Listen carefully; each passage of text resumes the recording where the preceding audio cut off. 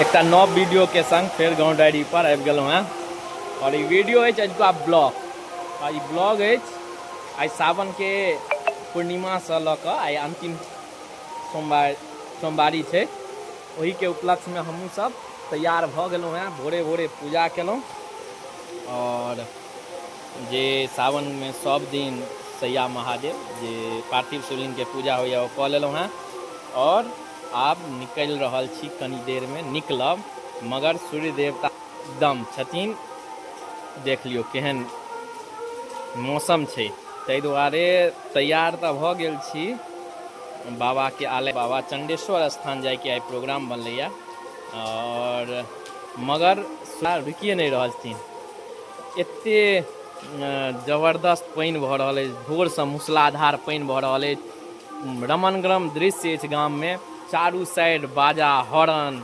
सँ शिव के नचारी शिव के महिमा गुंजमान अछि पूरा भक्तिमय माहौल अछि सब जा रहल अछि केओ जते लोग के देखबै रोड पर निकललै तऽ कतौ ने कतौ शिव मंदिर शिव के दर्शन करे ला शिव के जलाभिषेक करे ला जा रहल छथि।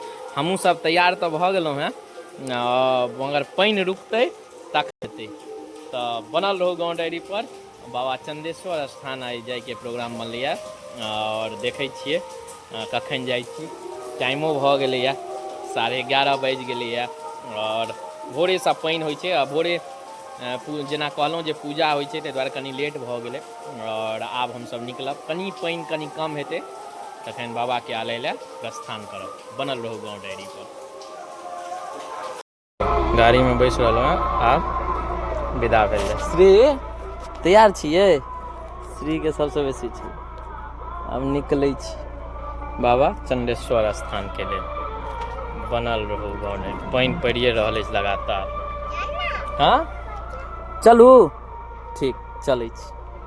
बाबा चंडेश्वर स्थान आबि गेल छी और देख लियौ आलय में आबि गेलहुँ हैं आ बाबा के पूजा अर्चना करे ला सब चीज रेडी छै माँ सब गेला जल ले ला और कते भीड़ छै भव्य बाबा चंडेश्वर के आलय में।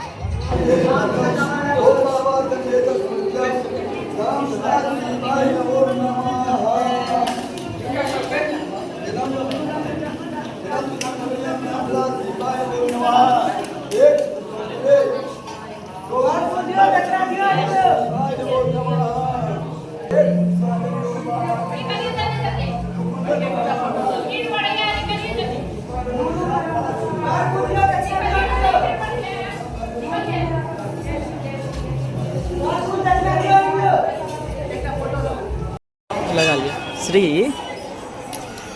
लगबै छथि टीका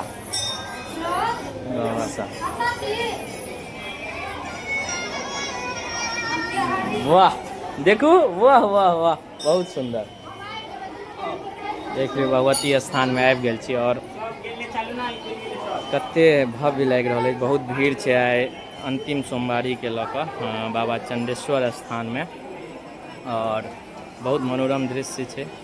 आ पूजा भऽ गेलै आब हमसब माँ पूजा कऽ रहल अछि मंदिर में और हमरा सबके श्री टीका सेहो लगा बैसल छै।